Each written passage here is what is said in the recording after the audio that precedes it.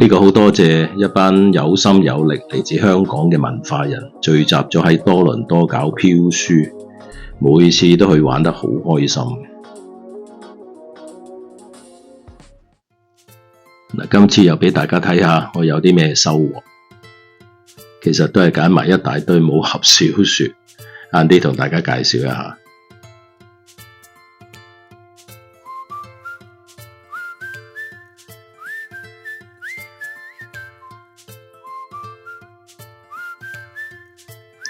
七武器係我喜愛嘅古龍先生作品，屋企其實已經有4-5套，但係見到又忍唔住再買啦。講個秘密俾大家聽，我已經買咗105本孔雀翎，應該算係收藏七武器最多最黐線嘅人啦。呢本應該係古龍先生嘅第一本小說，揾咗好耐啊，真係好開心今次揾到喎。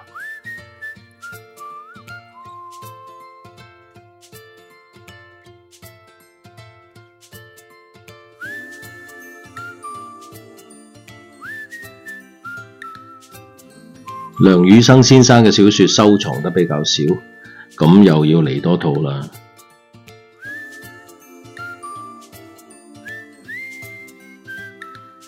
葉鴻生先生同還珠樓主都係世外高人，唔買又點得呢？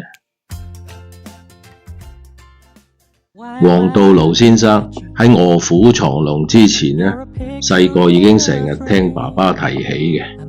呢一套就送俾我天上嘅爸爸啦。